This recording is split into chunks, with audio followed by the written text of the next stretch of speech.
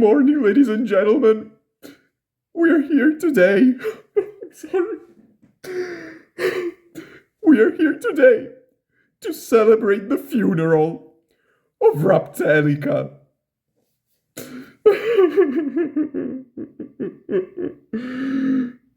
No, she's fine. So this will be Ragna Crimson Chapter 80 review titled Silver Aura Armor. Yeah, we're back! We have a great chapter this month. Unfortunately, it's only 20 pages long. Also, we have the cover of the magazine this month. Kobayashi in a tweet, the author, in a tweet said that he also was meant to have color pages in this issue of the magazine, but he did not make it in time, so there are no color pages. Maybe we'll get them next month, I don't know, I guess we'll see. So let's get right into it. So it's October 1st of the year 498 of the sun calendar, and it's 20 and 40. So it's 8:40 p.m. So the capital of the Sun Cult, the holy city of Amen, is in its Type 2 defensive warfare formation, and it looks like kind of a multi-layered pagoda, like it's got 6 floors that are each one is smaller than the one below, and the silver aura, aka silverine, that was infused in the armaments of the Sun Cult has been expanded a little bit. It has been consumed compared to before the meteorite fell. You remember last chapter? Yeah, that was also there is I think a typo, an error in the translations that we get, because Gizerka, the dragon without a title from the Bloodline of Roars, he says in the translation that the silverine has been expanded, as in it grew bigger. But that doesn't really make sense, because he says that now they can attack, which, I mean, the silverine was impeding them, so if it expanded, if it grew bigger, that's not the time to attack. But if it expanded with an E, as in it consumed, then in that way, in that case, the sentence makes sense. So I think there's a typo there in the translation we got. But anyway, the Bloodline of Roars, the mid and low level dragons, go on and resume swarming Amen. They are instructed by Borul Boruruk from the Bloodline of Roars to just cover the silver aura and the walls of Amen infused with silver aura with their own bodies, so that the following dragons can just step on their like frozen corpses and advance. Meanwhile, the Sun Cult soldiers use rifles with I don't know, I don't know whether they are like normal, regular bullets or bullets infused with silver aura, but anyway, they fend them off by shooting at them. Also, there are other soldiers equipped with silver swords that were also imbued with silver aura from Ragna, and so these guys can they can emit some kind of a small version of the dragon slaying flash, the same move that Ragna uses.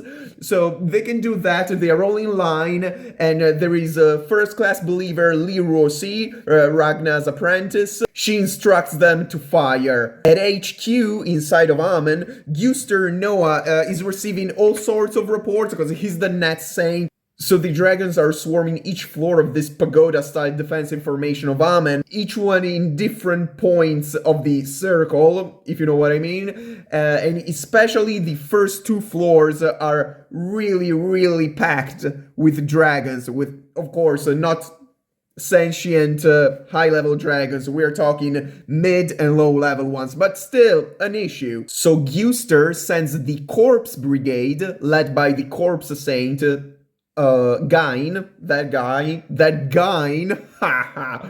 I'm sorry. He sends it to the first floor, whereas on the second one, he sends the augmented brigade led by the super soldier Thorgil. The augmented brigade, so I assume it's all like super soldiers. I think we saw them, some of them at least, in the previous chapters, like during training and stuff. The other floors have less dragons swarming them, so he just sends like troops of battalions of third class believers. And here comes a communication from Raptelica, the dragon saintess, which is in her demi-dragon form, and she's fighting off dragons in the sky, like midair, in the sky above Amen. And she's asking for some backup, for some reinforcements, which Guster replies to by saying that she has already reinforcements. Because their boss, the leader of the Sun Cult, the Sun Saint Dula Polonelo, is using the Aurora lasers to kill off some dragons. Except, as Raptelica rightfully says, those beams are also hurting her. So, I mean, she wants some more reinforcement. And then she reprimands the Machine Saintess Marionetta, the robot girl, as we'll see. She reprimands her because she's basically doing nothing. She's also in midair, except she's just sitting idly by on a drone, and she's letting the drones do all the work, you know, blasting the dragons, but she's not doing anything like herself with her actual body. So, Marionetta slides her face open. Yeah, I know, weird sentence, but it makes sense. That's what she does. Like her face is just a plate, basically, and when it slides upwards, then there is a cannon that comes out of it, and with this cannon, she emits a particle beam that kills off around 100,000 mid and low class dragons. So, well, yeah, she could have done so before. She was being lazy. What the heck? So this, together with something else that we'll see later, kinda confirms that Marionetta is completely robotic. Like, that she's not like a heavily cyborged human. I don't even think she has a brain. Now, maybe she was based off of an actual human being that actually existed. We don't know. We don't know where her design comes from. But I think we have grounds to say that she is probably just a robot. Which maybe it was obvious to a lot of you. I had that kind of feeling that maybe she was like the protagonist of Ghost in the Shell, where she's heavily cyborged, but her brain is still in there. I don't know if there is space for a brain with that cannon that came out of her mouth, or not even mouth, her skull. But we'll talk about it a little more later. So, here it happens. The scene that made me, and I'm sure many of you as well, just scream. I was legit, no joke, I was doing like, ooh, ooh, ooh, like this. That was me a couple of days ago reading the chapter. So the truth dragon, Bagram, the leader, the monarch of the bloodline of roars, which, as we know, has the power to make reality what he says. Like, he has magic words, which are very effective, as we saw, except on Ragna and people that emit silver aura, which I guess it's only Ragna and future Ragna. He says, he orders, using his magic words, he says, "Die, Dragon Saintess."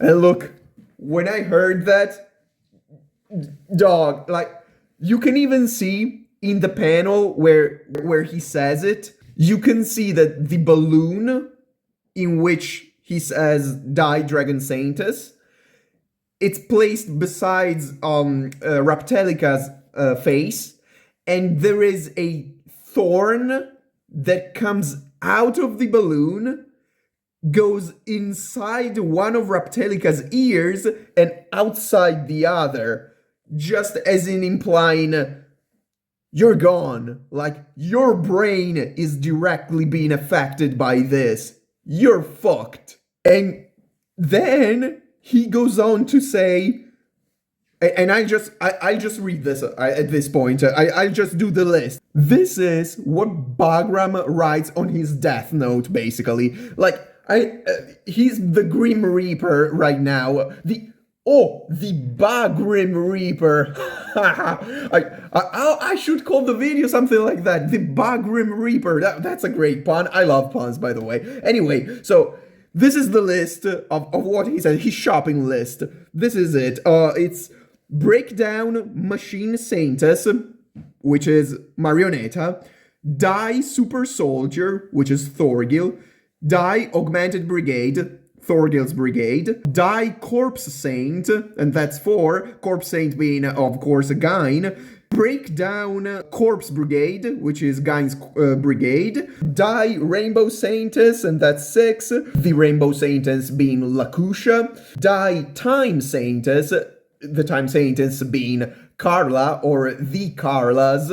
Then die First Class Believers, die Second Class Believers, die Third Class Believers, die Fourth Class Believers, Cease Function Drones, Malfunction Dilatant Silver, which is, as we know, is the liquid silver that covers Amen, that is defending it. Finally, Malfunction Cult's Armaments.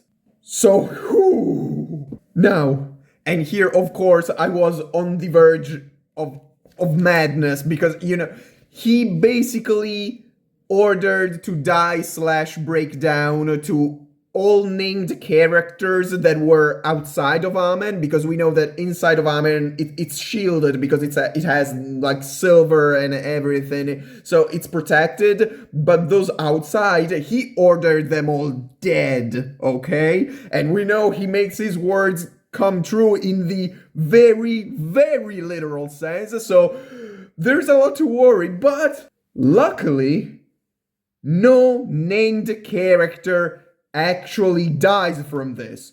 Okay? Okay. But we also have to take into account that this Bagram that we see here is, as we've discovered last chapter, just a kind of projection of the actual Bagram, which is probably still back in Gehenna.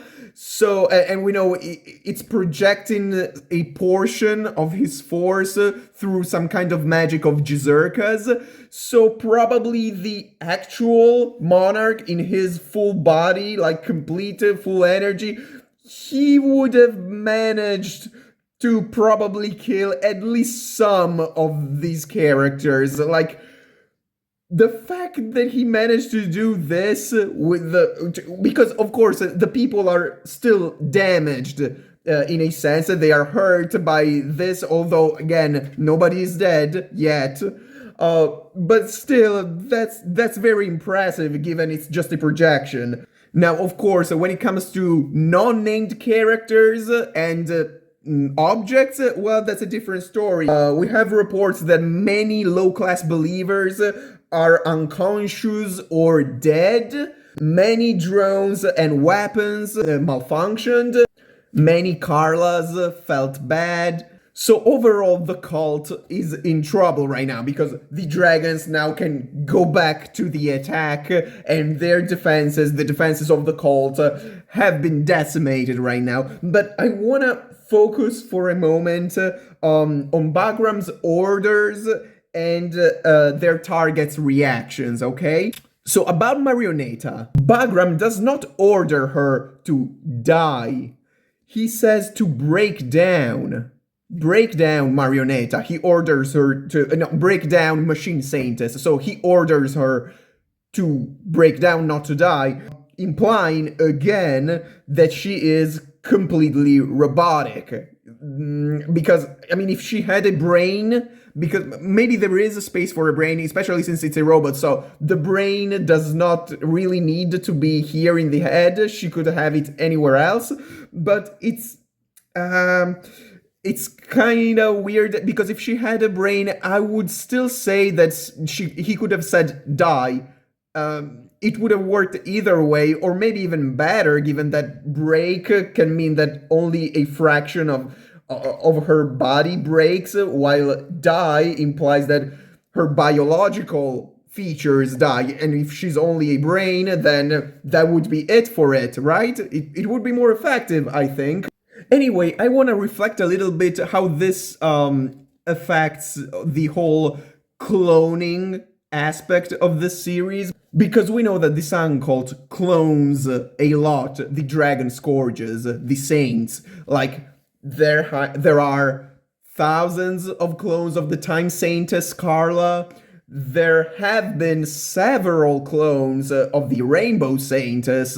They all off themselves, but there were many clones of Lakusha. And also now we have many clones of Nim Ham Nim, the Prison Saintess. If Marionetta is completely robotic, couldn't they already have several of her? I mean, the only explanation to me right now is that basically they probably did not build her. Maybe she joined them after being built by who knows who. And so they do not have the technology to make another one. Otherwise, they would have already. Also weird how Bagram ordered the Corpse Brigade, so the Brigade of Gain, to break down, which makes sense because, as we already know, they are just like patchworks. They use like 10,000 humans to make one because they have to be buff and everything, but they are basically unthinking machines. They just follow orders. They do not have agency. They are kind of just biological robots in a sense. However, he orders Gain himself to die, so he's not like them. And it was pretty obvious because he has agency, clearly. He speaks. I mean, we have not seen a lot of him, but he speaks, he does stuff on his own. So of course there's someone in there. He is alive in a sense. Maybe he had some parts grafted onto him, but I think that there is an original person still there that never died. What I find even more interesting, though, is Gain's reaction to this. Look at the panel. Look at all the panels of all the reactions to Bagram's orders. All the people that are ordered to die / breakdown / whatever by Bagram, they do not die maybe, but they accuse damage. They are dealt some damage, they suffer, they either like spill blood or they sweat, but Gain doesn't. Gain is like, what? He doesn't even budge. Look at him. He barely even understands, acknowledges that something had happened. That to me means that Gain is in a state where he cannot die. He's in a state where maybe he's beyond life and death. Maybe he's in the middle and he cannot die, because really he was ordered to die and he didn't accuse any damage whatsoever. He didn't even realize. He just heard the weird voice and that was it. So I think that's very interesting if you think about it. Gain might be either immortal or something that is beyond life and death, honestly. I don't know, I guess we'll see, but I do think that means something. I do think that I'm calling it right now, okay? So as I said, the dragons resume their swarming after the defenses of the cult are all in disarray and stuff, and it looks like pretty bad for the cult, honestly. However, at that moment, Isaac and the Silver Sword Brigade, the Ragna's personal brigade, which are, of course, the remnants of the Argentum Corps from part 1 of the series, they start with their powered suit, the titular powered suits, because the title of the chapter is, wait, I forgot, it's Silver Aura Armor. So yeah, with their silver aura armors. They can just buzz around flying, and when they hit on a giant dragon wave, a wave made up of all the low and mid-level dragons, they annihilate it and they deal huge casualties. They decimating them at tremendous speeds. They basically clear up the 4th and 5th floors of the pagoda of the city of Amen in this defensive formation. They basically clear them, and they are a huge help. In fact, we have a brief flashback from Guster Noah that basically tells them that they are the trump card. They are the ace up their sleeve. They will be used only in moments of extreme crisis. In fact, it's a little it's somewhat discomforting that they have to use them this early in the battle. I mean, it's been what, 40 minutes since the attack started, and they are already using them. But hey, they are great. They can buzz around thanks to the silver aura that Ragna gave them, and when they need to recharge, they can go back into Amen, where Ragna is creating new silver swords and pouring his silver aura into them, so they will just swap a new one with a consumed one to put back in charge. And so they can have basically unlimited, well, not really unlimited, but a huge reserve of silver aura that many people at once, not just Ragna alone, this time many people can use in many different places at the same time, and it's revealing to be very, very, very effective. And so this is the last scene of the chapter, with Jizurka acknowledging that his side needs to change approach in this fight, because Ragna is clearly an impediment, clearly probably the biggest one so far, and maybe the biggest one ever, almost certainly. So we'll see next month, in next chapter, what Jizurka is thinking, how they will change approach.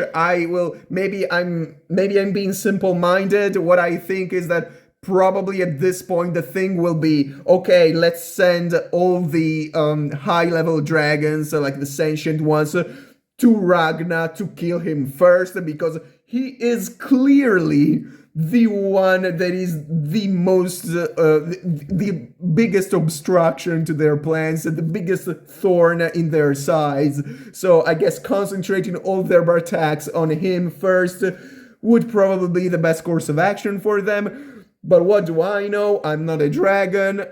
You tell me, and hey, I think that if you enjoyed this, I really think you should subscribe. I don't know. I think it would be mutually beneficial. Bye.